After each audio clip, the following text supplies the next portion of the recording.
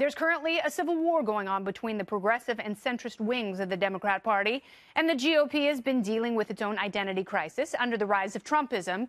So how do we get the message of liberty out there? Let me ask one of the more liberty-minded Congress people there in the swamp, Thomas Massie. He's a congressman from the great Commonwealth of Kentucky. Is our libertarian union strong, Congressman Massie? Well, you know, I think this president's more of a populist than a libertarian. But if you're a libertarian, you have to be cheering.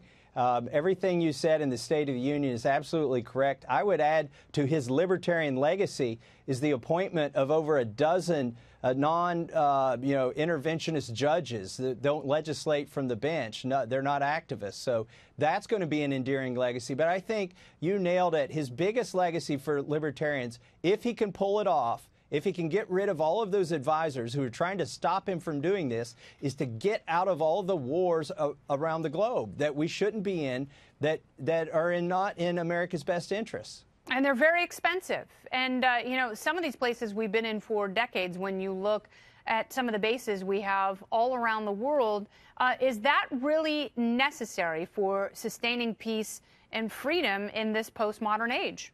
It's counterproductive to peace and sustaining freedom. In fact, I would go further and say that this president, under this president, NATO hasn't expanded. I mean, by expanding NATO over the past, and that's what the past presidents have done, is to welcome other countries in there. We've sort of been poking people who could be our friends in the eye, and now they're our adversaries. So it's important for us to pull back. There will be more peace if we're not in everybody else's business.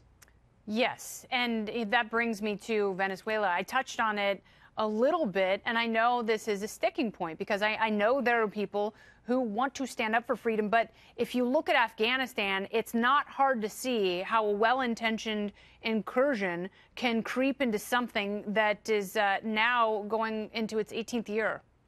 Yeah, I'm not cheering for socialism by any means down there, but look, we don't need to be sending troops. We do not need to intervene.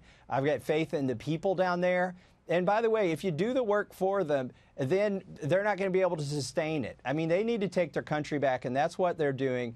We should not meddle in those affairs there either. Yeah, we have not been attacked by Venezuela. And, I always think that there is a free market and an economic solution. And I understand that John Bolton is really excited to get into one of these hot spots. Yeah. And the president so far has not allowed him to do so. But the fact that John Bolton has the president's ear, what does that tell you ultimately about his foreign policy? It tells me the president needs a new advisor. He needs to replace John Bolton as soon as possible.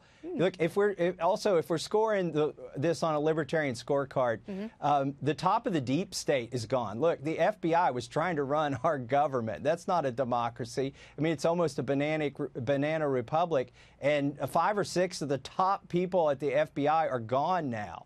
I mean, that's a victory in and of itself. Let's also look at the programs that haven't been created. I mean, President Obama created Obamacare. Before that, George Bush created Medicare Part D. Thank goodness President Trump hasn't, created another social program. It's like every president thinks his legacy is going to be one of these social programs, and so far Trump hasn't done that. I score that as a libertarian victory. Yes, and I think that we need to push the president and everyone who is capable of doing it to push the ideas of economic freedom over socialism, because it's critical to get that message out there and to do it effectively, because it is one of optimism. It is one that looks at human nature through a much more positive lens, and that must prevail. Thank you so much for the work you do, Congressman. Thanks for coming by. Thanks, Kennedy, for your State of the Union. Hallelujah! Someone had to do it. No one asked me to do it. I was lying about that. Thanks for being here.